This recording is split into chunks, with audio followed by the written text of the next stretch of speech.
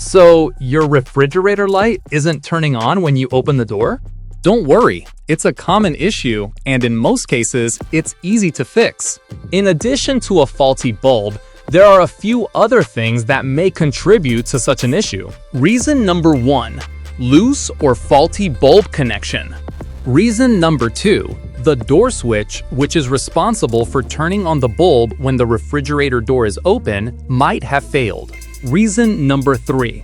Another possibility is that there isn't issues with the circuit powering your refrigerator's bulb. That's all for today's video. Let us know in the comments which issue was your culprit.